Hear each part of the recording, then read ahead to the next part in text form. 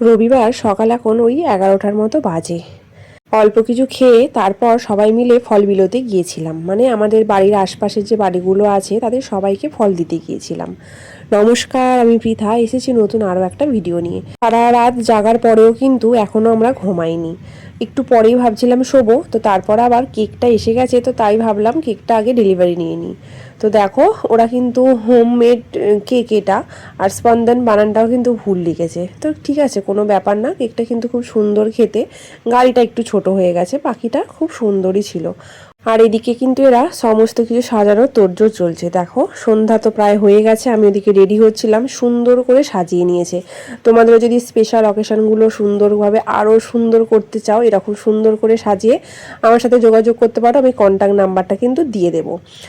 আমি ওদিকে রেডি হচ্ছিলাম, ততক্ষণে কিন্তু সবাই আসতে শুরু করে দিয়েছে। আমি একটু লেটই হয়ে গিয়েছিলাম, বাবুর দিকে ঘুমিয়ে পড়েছিল। তো চলো যাই হোক, বাবুর ছবিগুলো কিন্তু খুব সুন্দর এসেছে। তারপর দেখো আমার এতগুলা ননদ সবাই মিলে একটু ছবি তুলছিলাম, হই হই করছিলাম, আর আমি কিন্তু একদম সেজে গুজে রেডি হয়ে চলে এসেছি।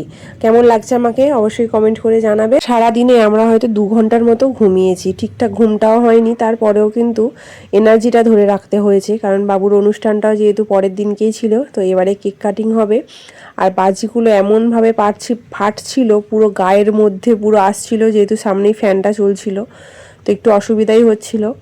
আর দেখো পিছনে একটা যে দাঁড়িয়ে আছে, ওটা তো তোজো বেটা, তোমরা তো সবাই চেনো, ওর মুখটা একবার দেখো, মুখে আবার হাত চাপা দিয়ে দিয়েছে। বাবুও তাই মুখে চাপা দিয়ে কিন্তু দাঁড়িয়ে আছে, আর আমারও তো একটু ভয় লাগছিল। আর এইদিকে কিন্তু সুন্দর নানান রকম ডেকোরেশন ছিল, আর এই দিকটা কিন্তু মামার বাড়ি থেকে সব বাবুর জন্য নানান রকম জিনিস এসেছে।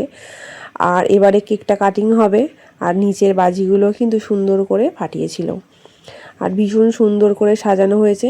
একদম মানে একটু যতটা ভেবেছিলাম তার থেকে বেশি সুন্দর সাজানো হয়েছে, সাজানো গোছানো।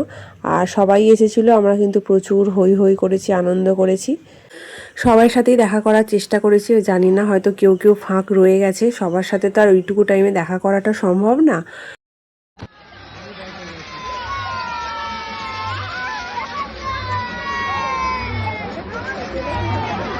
পরে যখন ভিডিওগুলো দেখবো তখনই দেখতে পাবো কারা এসেছে বা কারা আসেনি। আর আমি তো প্রচণ্ড পরিমাণে ভয় পেয়ে গিয়েছিলাম যখন বাজিগুলো ফাটছিল, এইভাবে কিছু ভিডিও বানাতে পারিনি। তো যাই হোক, চলো ভিডিওটা এখানেই শেষ করছি, দেখা হবে পরের একটা নতুন ভিডিওয়। সবাই ভালো থাকবে, সুস্থ থাকবে, সাবধানে থাকবে, দেখা হবে পরের একটা নতুন ব্লগে। বাই।